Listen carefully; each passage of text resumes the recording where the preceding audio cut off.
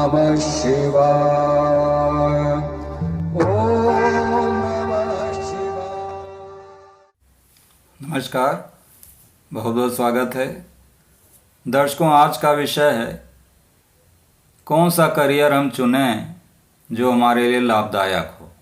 अब कुंडली का जो 10वां भाव है वो करियर से संबंधित होता है या प्रोफेशन से संबंधित होता है।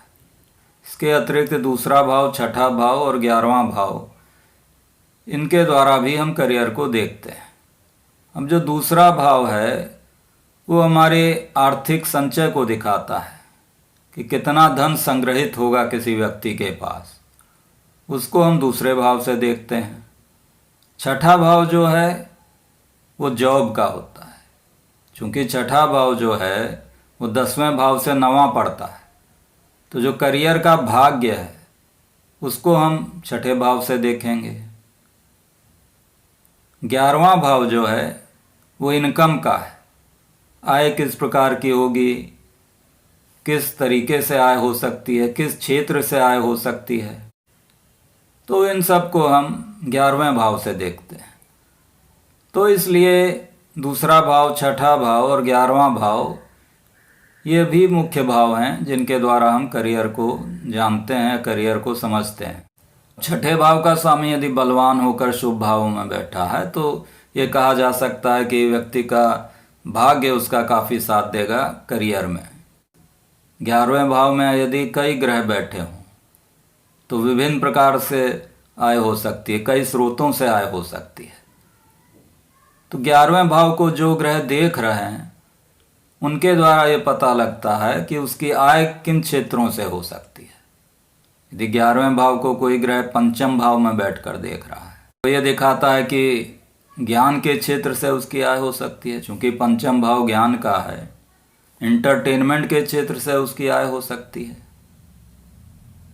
कौन सा ग्रह पंचम भाव में बैठा है उस पर भी ये निर्भर करेगा। यदि शुक्र मान लीजिए बैठा है पंचम भाव में तो एंटरटेनमेंट के थ्रू भी उसकी आय हो सकती है। तो इस प्रकार दर्शकों अलग अलग भावों को, दूसरा भाव, छठा भाव, 10वां भाव, 11वां भाव, इन सब के स्वामी कहाँ पर बैठे हैं, इन भावों को कौन से ग्रह देख रहे हैं, किस नक्षत्र में इन भावों के स्वामी बैठे हैं, उसको भी देखना बहुत आवश्यक है। अब चूंकि 10वां भाव जो है वो मुख्य भाव है, तो 10वें भाव को जो ग्रह देख रहे हैं या जो ग्रह 10वें भाव में बैठे हुए हैं उनके द्वारा ये पता लगेगा कि किस प्रकार का करियर वो व्यक्ति चुन सकता है। जो ग्रह 10वें भाव में बैठे हुए हैं या उसको देख रहे हैं वो किस ग्रह के नक्षत्र में है, इसको भी देखना आवश्यक है। जिस ग्रह के नक्षत्र में ये ग्रह बैठे हैं उस नक्षत्र का स्वामी कहाँ पर बैठा है,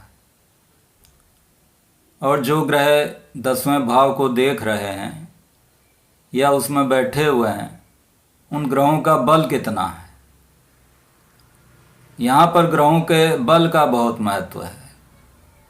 मान लीजिए कोई ग्रह 10वें भाव को देख तो रहा है लेकिन वो ग्रह बलहीन है, उसका बल काफ़ी कम है, तो ऐसा ग्रह जो अपना रिजल्ट देगा वो पूर्ण रूप से नहीं दे पाएगा, या देगा भी तो काफ़ी देर से देगा, विलंब से देगा अपना रिजल्ट। तो ग्रहों के बल को देखना आवश्यक है। यदि कोई अन्य ग्रह है जो कि इन भावों से संबंध रखता है लेकिन वो बलवान है तो वो अपना रिजल्ट दे देगा। तो उस ग्रह के द्वारा ये देखा जाएगा कि किस प्रकार का करियर हो सकता है। तो ऐसा ग्रह जो बलवान है और दूसरे भाव, छठे भाव, 10वें भाव, 11वें भाव से संबंध रखता है, उसको देखना आवश्यक है कि वो कौन सा ग्रह है, किस राशि में बैठा है, किस नक्षत्र में बैठा है। अब अलग अलग कुंडली में अलग तरीके की ग्रह स्थिति हो सकती है। जरूरी नहीं है कि हर कुंडली में 10वें भाव को कोई ग्रह देख रहा है। तो ऐसी स्थिति में हम ये देखेंगे कि 10वें भाव में कौन सा ग्रह बैठा है। अब ये भी स्थिति नहीं बन रही है कि 10वें भाव में भी कोई ग्रह नहीं बैठा है और ना ही 10वें भाव को कोई ग्रह देख रहा है। तो हम ये देखेंगे कि 10वें भाव का स्वामी किस भाव में बैठा है और किस नक्षत्र में बैठा है।